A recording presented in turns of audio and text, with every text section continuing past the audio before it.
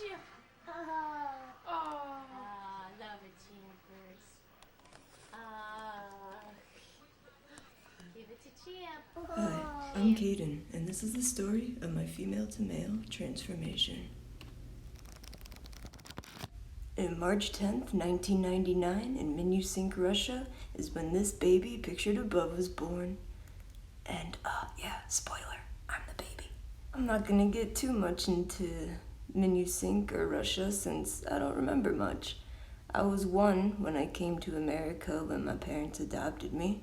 My birth dad was never in the picture, and my mom just couldn't afford to have me. So the family I live with now came over, and I've been living in America ever since.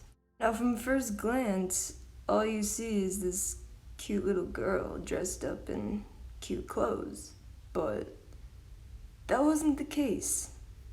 I always wanted something more. I always wanted to feel like I was someone else, and it wasn't ever female. Now, the photos you just saw and will continue to see of me dressed up in costumes, none of them were female. They were all male dominant.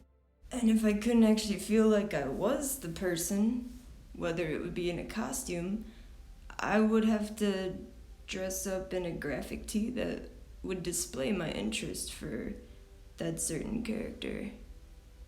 And this was a constant thing. There's so many different t-shirts that you're just seeing, whether it's Captain Hook, Buzz Lightyear, Teenage Mutant Ninja Turtles, or even Spider-Man. But if I couldn't wear the clothes or feel like it, then my next best option, well, that was action figures. I had to have Teenage Mutant Ninja action figures, or Star Wars Legos, you name it. Aside from the different clothes I would wear or action figures I would play with, I was also very much into sports. I tried everything, whether it was t-ball, softball, soccer. I had my own bike that I would go on bike rides with my dad with, and my father and brother, they also were into snowboarding and skiing. So I picked up snowboarding, and I've loved it ever since. My dad also happened to be the basketball coach, so what do you know, I played some basketball as well. Luckily enough, I was able to find some old gems that I did back in, looks like the 3rd grade, just of some questionable drawings that I had, but hey, what little kid didn't have that? Well, at least I thought so. Specific assignment I want to share with you guys, because not of the strange prompt itself, but what I wrote about myself in the story for this class assignment. So the prompt that we had to do for this is called What If? And it says, in The Wartville Wizard, the old man could tell a piece of trash to stick to the person who threw it. If you were a character in the story, what kind of trash would you have stuck to you? Draw a picture and write a story. So, yes, it is a weird thing to write about, especially being in 3rd grade. But that's not what I want to touch on. What I want to touch on is the fact that I wrote myself as the little boy. And we're supposed to put ourselves in this story. So if that doesn't say enough right off the bat, I don't know what will.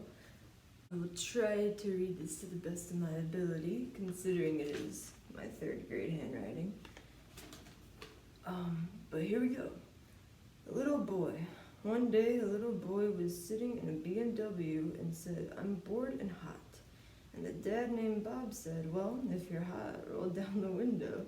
The little boy rolled down his window and had an idea. I will throw trash out the window. So he did. Then when he threw it out of the window, the wind blew all of the garbage in the car again, and all the cans and water bottles stuck to the little boy.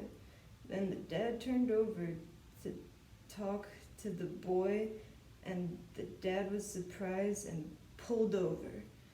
The little boy had to get out and pick it all up, so it wasn't a great day. The end. But yeah, the interesting part is that I'm referring to myself that I'm a little boy and that I was sitting in a BMW, which at the time was my dad's car that he owned. So, yeah. Okay, time for the worst part. This is when puberty hit around this age. So, I definitely still look like the oddball out. You could point me out in a crowd easily. But puberty was weird, especially for me and for any transgender person that's not on hormone blockers, because at this certain age you're told that these certain parts of your body will grow and you really don't want it to, and you don't know why since you're still pretty young, but you're just told that this will happen and you just gotta get through it.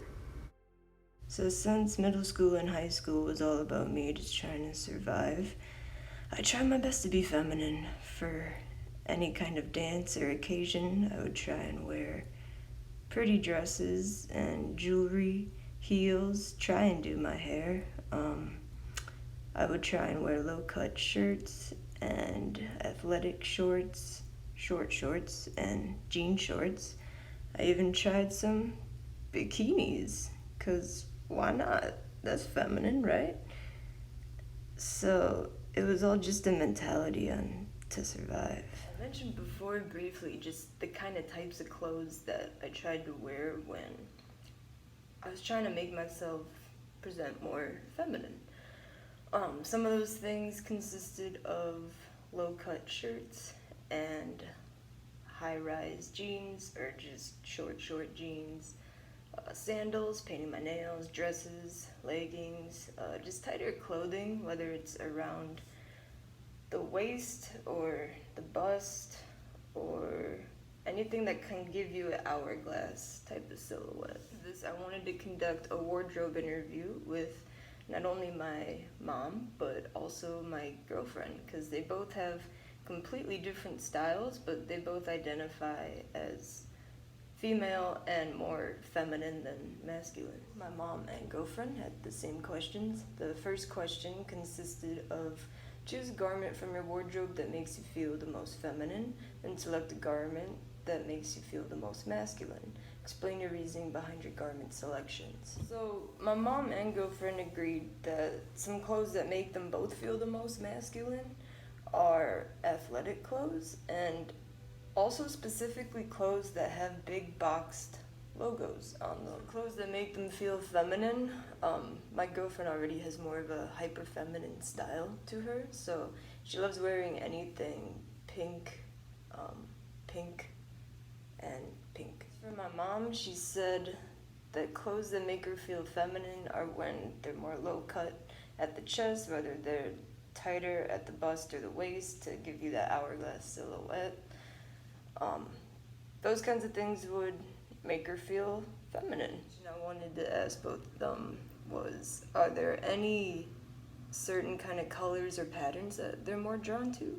And since my girlfriend is a lot more hyper feminine than my mom, she's drawn to any kind of pinks, purples, pastels, just bright colors, you name it. She loves floral print, any kind of fruit print, or just kind of cute print in general. My mom, she's more concerned about which colors will best suit her skin tone, versus my girlfriend, who just wants to pick the color that makes her feel the most feminine and cute. Both are very valid, but my mom says that she doesn't like any neons, yellows, nudes, tans, or really grays at all, and she's drawn to greens, blues, stripes, and print patterns. Now, this next part's gonna be mind-blowing. That's me. Well, it was me. At least one point in my life. In 2018 is when I came out as gay. I knew I liked girls, and I was confident enough to express that idea to everyone that I was attracted to women. I've now been dating the same girl for 3 years now, and I'm absolutely in love with her.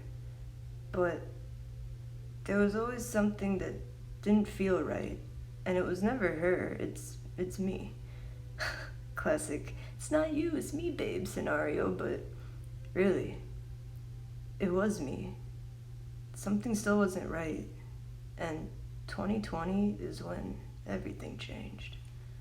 So 2020 is when Snapchat and various social media platforms dropped a filter that allowed people to see what they look like if their gender was swapped.